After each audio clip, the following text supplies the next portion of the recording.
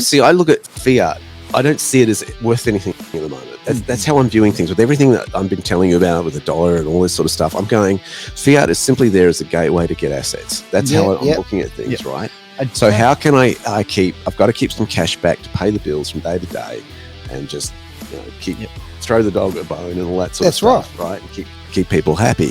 But how much of that can I turn into assets that are going to make me wealthy, to make me money, not just in the short term, but we're thinking, 10, 15 years, even generational wealth.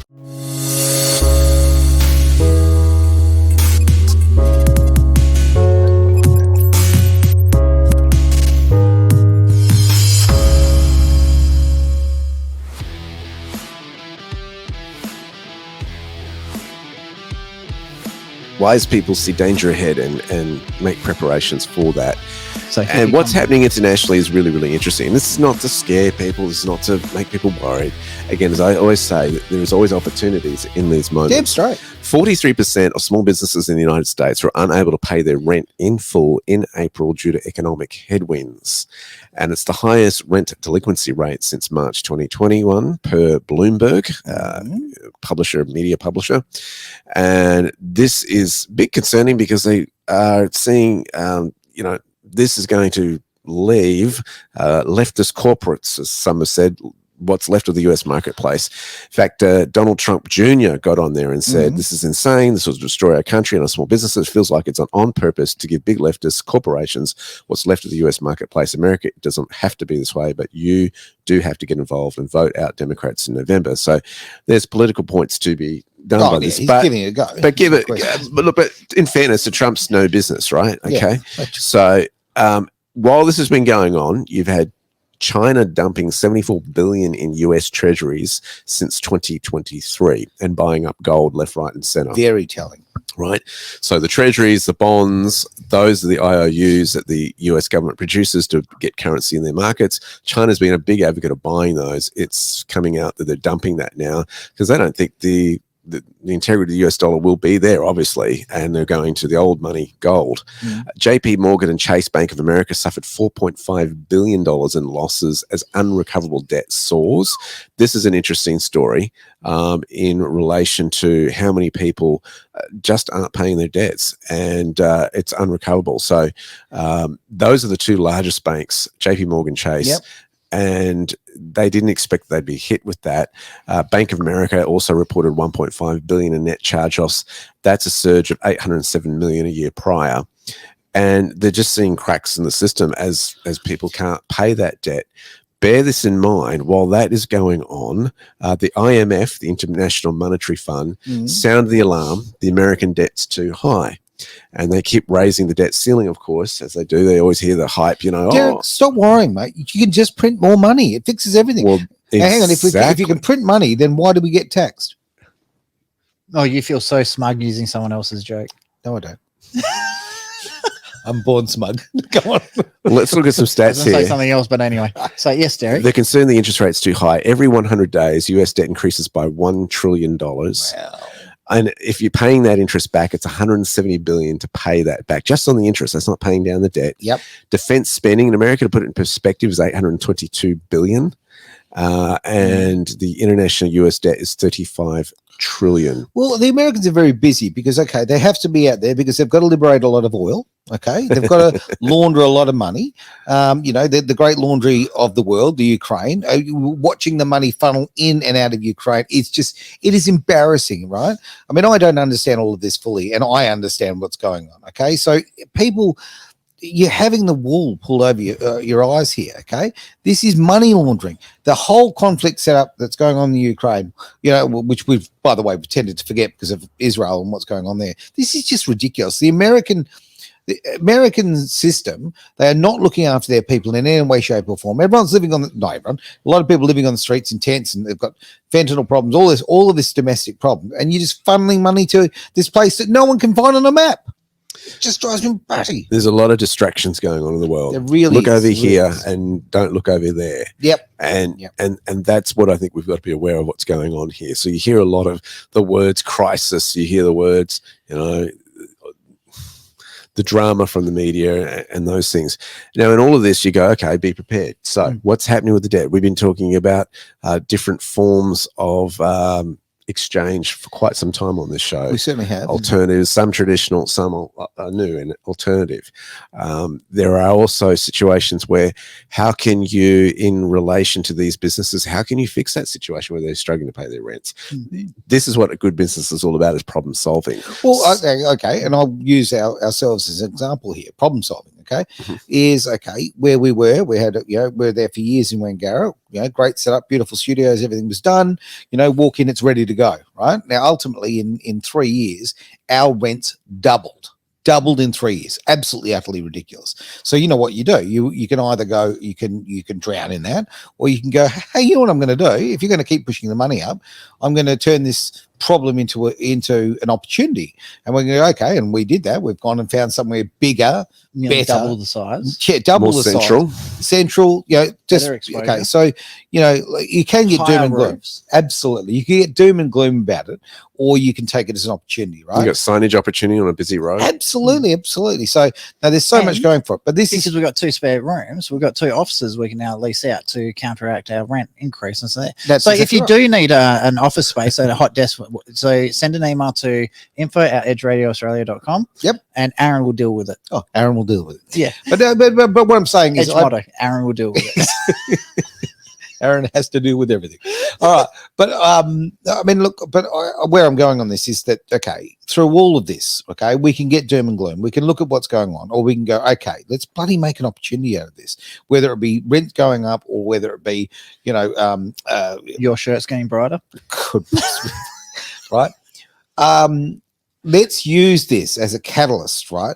We see that the governments are, trying to take away our rights. Well, no problem. Okay, we'll step up. This is an opportunity, as I see it, for the citizens to take back what's been stolen from them. That's just where I'm going. So I have a student who's just made $630,000 because of all the drama that's going on in the world and markets today. What I'll do for Edge Radio listeners, if they want to see how he did it, they can come to a free webinar that I'm doing next Tuesday. Is that on your Blu Sky Factory website?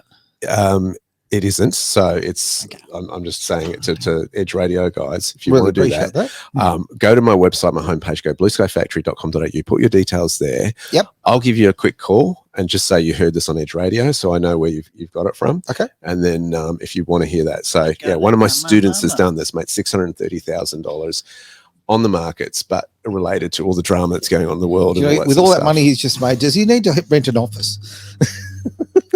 He's a smart businessman too. I'm teasing. But look, he is renting offices internationally and all that. You go. Yeah. There you go. All right. So the system hasn't worked for a while, and it's based on my glasses. Fractional reserve banking. Yep. Where banks can basically print money with only 10% reserves in, and people don't know that. So that's just a Babylonian system, though. That's going back to Christ's era. Yeah, that's good. Yeah, the merchants of Venice were very good at it too, because what they would do is they get everybody to rock up. You could deposit the gold into their safes and depositories, and then they would write you a promissory note. We owe you X amount of dollars. All right. That represented that. And they figured out that you could basically lend out more than you had back in the coffers. And so that's what they started doing. And this is a tradition that has gone down through the whole financial system since those times.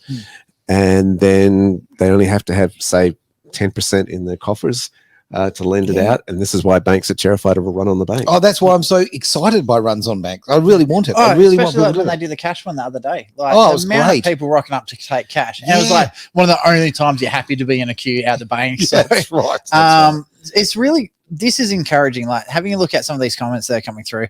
Modern monetary theory is a macroeconomic model. Posting that. Sorry, Derek's laptop screen's in the way, so I'll get Derek to finish reading.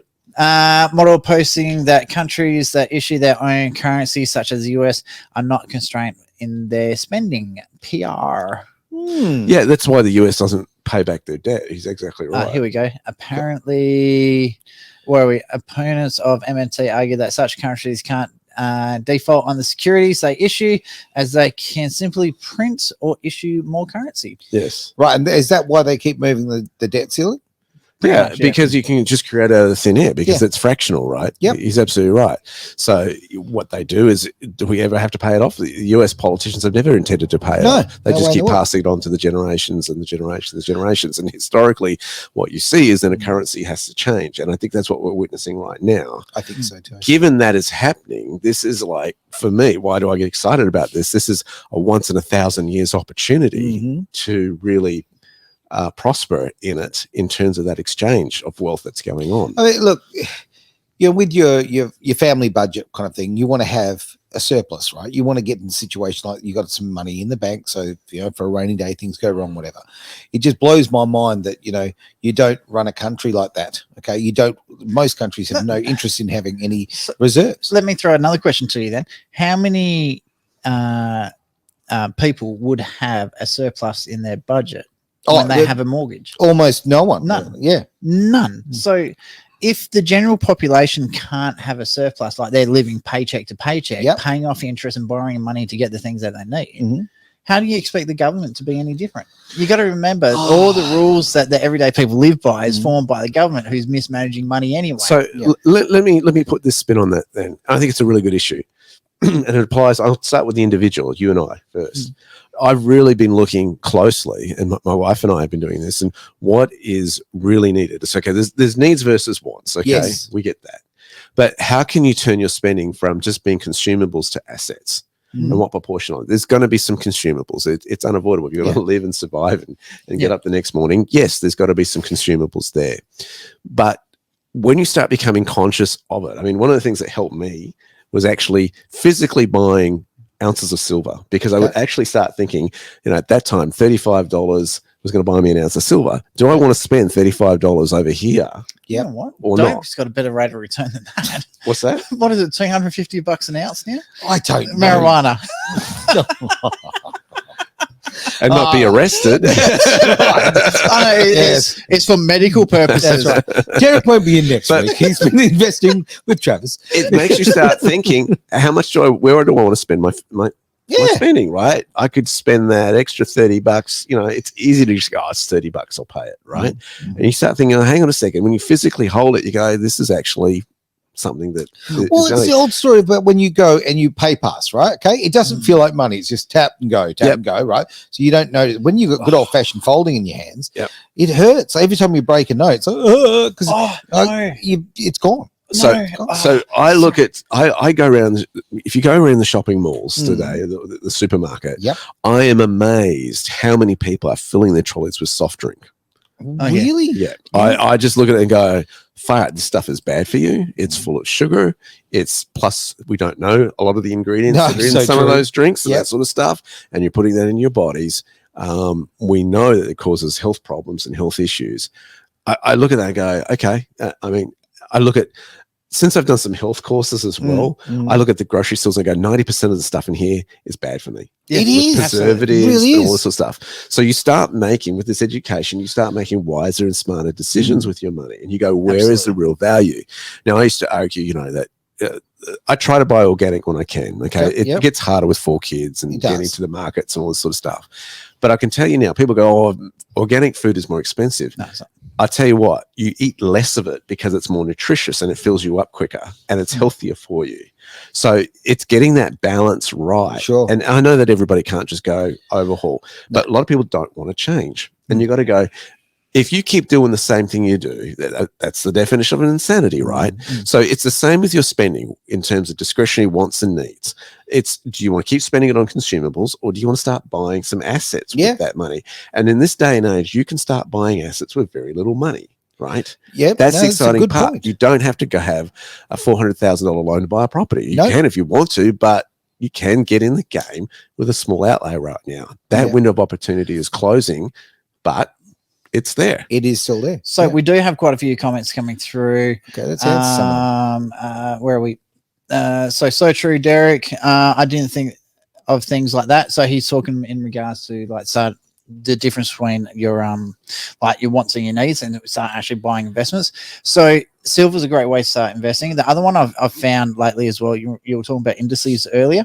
Yeah. So a lot of those accounts, you can start with $5. Just putting something away every week gets you sort of like into that habit. And when you start seeing some of those returns come through and you compound them, compounding is really, really powerful. I don't think people understand how strong of an impact that has. See, I look at fiat. I don't see it as worth anything at the moment. That's how I'm viewing things with everything that I've been telling you about with the dollar and all this sort of stuff. I'm going, fiat is simply there as a gateway to get assets. That's how I'm looking at things, right? So how can I've got to keep some cash back to pay the bills from day to day, and just, throw the dog a bone and all that sort of stuff, right? And keep people happy. But how much of that can I turn into assets that are going to make me wealthy, to make me money, not just in the short term, but we're thinking, 10, 15 years, even generational wealth. Absolutely. That's how I'm thinking. When you've got kids, now. you've got to think about this. And there is an opportunity right now to do this sort of stuff. I'm going to flow on from that. Like, okay, so we've had some, not for a while, I might add, but we've had some negativity thrown our way because we've got some shows about wealth, and we've got shows about crypto and things like that, and growing financial wealth, right? How dare you? How dare you, right? Several things. Never apologize for making a living, right? Simple as that. Never apologize for wanting more and actually achieving things. That's one thing. The other thing too is, to me, this is not ever about money. This is about giving me the tools to have freedom, right? I'm all about freedom, full stop. And you know what? You're just not very free when there's nothing in your account, right? And I can totally attest to that. So, and I can too. I've been there, done that. I'm not some guru here. I know what it's like to be feeling the sweat and financial pain. I get it. Yep. Right. Yeah, I thoroughly agree. I've been there, but you can get out, and you can get out. But look at this as an opportunity, right? To exactly that. Give yourself more freedom. Open some doors for you, right?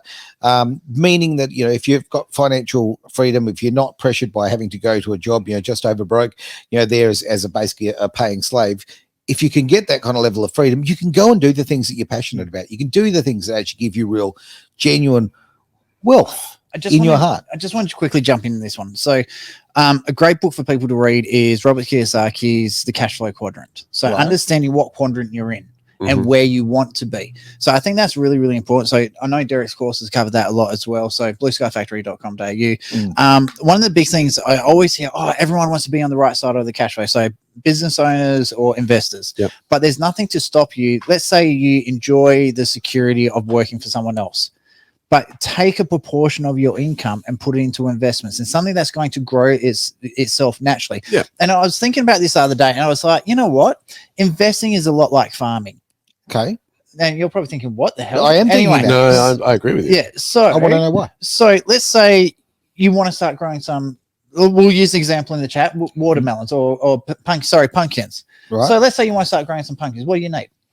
First of all, land. Yep. You got to buy the land. Yep. Prep the soil. Spot on. So that's your education. Buying the land is making the decision on where you're going to invest it. You can't just throw seeds in the ground and expect them to grow. You've got to know a little bit about it. So you got to get a little bit of education right. What investment am I going to do? Am I going to get pumpkins? Am I going to get watermelons? Am I going to do tomatoes? Yep. Am I going to do tropical fruit? Oh no, I live in the desert. That's not going to work. So you've got to make sure you're picking the right investment seeds for your area, your lifestyle, and all that sort of stuff. From there, you keep adding a little bit of water here and there, a bit of fertilizer there. That's a bit of capital going back into your investments. Next thing you know, you're harvesting the money. And the wonderful thing about a farmer is that they diversify their crops. A smart one, right? Absolutely. Because they don't know which one's going to work. You could have a locust plague come through, or some crop to require more water than others, all these different aspects. But the diversification actually helps them secure that well. And that's what a lot of traders, a lot of investors do, is they diversify. You have to. Gents, we've got about 2 minutes now left of the show, so I'd like to answer some questions. Yep. So this one did come through, and it's a great question. So why do you think they hate families? Oh, well, who wants by breaking up a family, by destroying a family, you're making more customers. It's as simple as that. Basically, if you break up a family, now you've got 2 sets of rents or 2 mortgages, you've got 2 car payments, you've got car insurance, you've got water, you've got electricity. Quite frankly, if you live in that elite, of the people who are running the world, really, you are financially incentivized to destroy families. Elites didn't mind feminism and women going to the workforce because it means they could tax the nations more. You know what? They created feminism. It goes even further than that as well. Don't forget, if you've got a broken family, who raises the kids? Exactly, the state It's does. not Great the family, point. it's Really the good state. point. So Absolutely. And I why think does the it's- media been showing fathers and men as stupid Homer Simpson type characters? Forever. And everybody loves Raymond dumb type characters. Yeah. Men without strength. The last really strong male figures we saw, Mm. the Oh, Rambo series, the Al Sylvester Bundy? Stallone type Yeah. series. Married with Children. Oh, he was a legend. So Yeah. yeah. So Oh. that's about it, eh? That is fantastic, guys. And I really appreciate those who are online who've been asking questions. Really, really good. Some faces that, well, names I haven't seen before, so I really appreciate that. Share the love. Make sure that you promote Edge Radio to everybody who could possibly can, because we are growing, and freedom of speech. I'll tell you what, it matters, and we're going to push. Make sure that everybody gets a voice.